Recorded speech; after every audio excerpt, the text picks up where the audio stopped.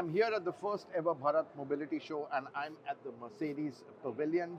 And I am with Santosh Iyer, the Managing Director and CEO of Mercedes-Benz India. Santosh, thanks for joining us. good to be here. Lots happening. Well, we've got the EQG. You just announced that it's coming to India. Yeah. Really, this is an iconic car, electrified. You expect a lot of interest in the Indian market? No, for sure. You know, when the electrification story, when we are telling our consumers worldwide as well, all of them asked us the big question: what happens to cars like G-Wagon? It's an iconic car, and for us to clearly, it's a statement of intent that we will electrify the entire portfolio, and that's why the EQG came into existence. And now we are also ready with a production-ready car, which should get do a global debut in the second half of the year. But having said that, for India as well, you know, earlier it was, will people go electric? But now, after what we showed in Las Vegas, the car can do the G-turn, the tank turn. That's not a question. Now, already after yesterday, I'm getting queries when. It's not even the price. Everybody just wants to know when. Nice situation to be. It's not the price, but when. Yeah. Yeah. So, you know, let's come to the show back at Pragati Maidan. Obviously, everyone is here. So, just your thoughts on, you know, let's say, just coming to this venue after so many years. I think it's nostalgic. At the early start of my career, I did the first show here where I used to work for a two-wheeler company at that point of time. So today morning when I walked in, when I saw the infrastructure, I think it's a lot of changes happened for good. And I think it's nice. This exhibition is different from Auto Expo in my understanding, because you not only have automakers, but you also have all the support system. ACMA is there, ATMA is there. We have the Steel Industry Federation here, NASSCOM is here. And that also shows that the role of software in cars coming up. So I think it's a more of a industry ecosystem, camaraderie, just to show, because this is one of the biggest manufacturing industries contributing to the GDP. So it makes sense to be here and just showcase what we all are doing for India. And you know, Santosh, talking about Mercedes-Benz India, you had a record year in 2023, and you know, I think a great way to kick off your kind of innings at the helm. So congratulations for that. Thank you. Getting into 24, how's the year, you know, kicked off for you? Obviously, you've had a couple of launches. You've not wasted any time. Do you see the momentum continuing? So ideally, yes. You know, the first 15 days were a shocker. We just had a big fall, and then we were analyzing. Then we saw most of our customers are traveling abroad and partying maybe. Right. So they came back. I think the last 15 days I've seen the momentum coming back. The order bank is still strong. We have launched 3 new cars already in the first 31 days of the month. The GLS and the GLS, you know, we launched this car on 8. Today I have more than 700 bookings on the car, and the waiting period has gone back to 5 months now on the GLS. Yesterday we did the GLA and the GLE 53 AMG Coupe. So now we have to wait and see there for the new cars. But for the existing lineup, some of them are run out, like the E-Class. E-Class always does extremely well at the end of life cycle, because a lot of consumers also feel this is their best time to then get into the E-Class before the new one comes in.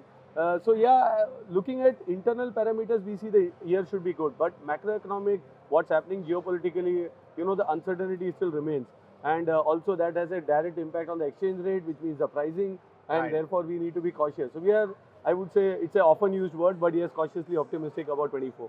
Right, and you know, optimistic, yes, but you know, this year also a very special year, because 30 years of Mercedes-Benz's presence in India. Company was founded in 1994. So anything special planned for this year? And I mean, obviously, you want to make this a special year as well.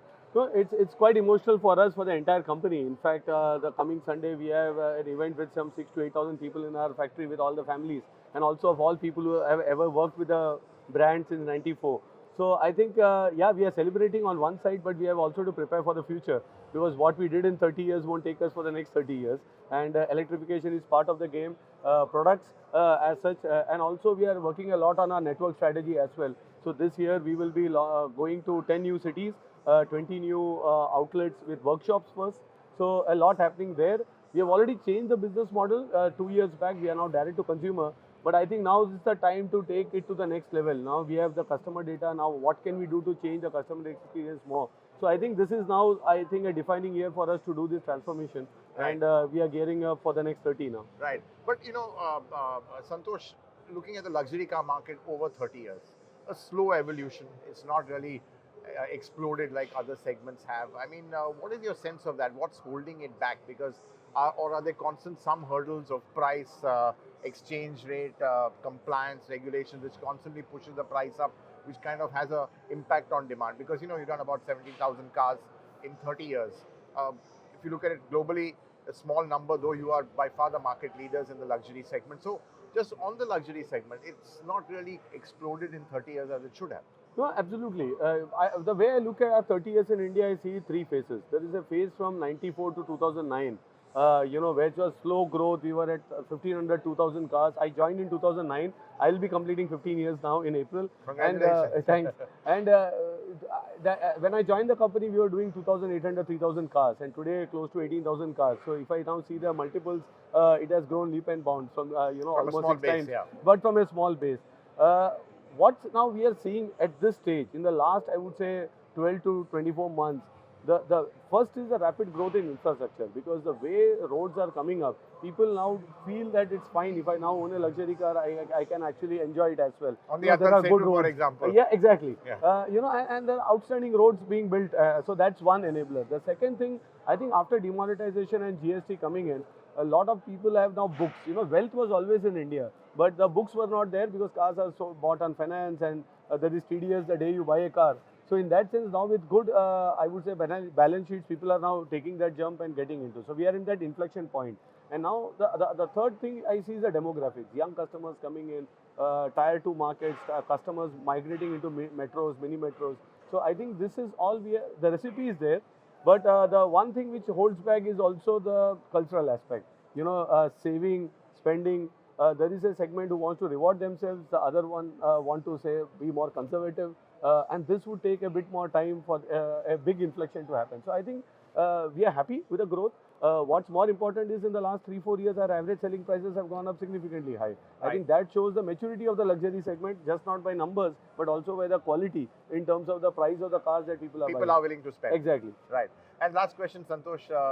You've talked about being cautiously optimistic. 2024, do you think another record year for you, or too early to commit on this?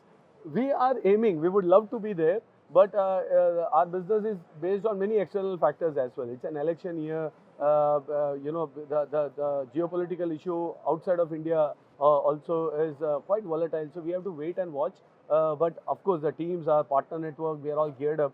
And let's see, maybe in the second half, how this goes. Well, once again, congratulations for a stunning performance in 2023, and wish you all the best for 2024. Thank you. Thanks a so lot. much. Thank you.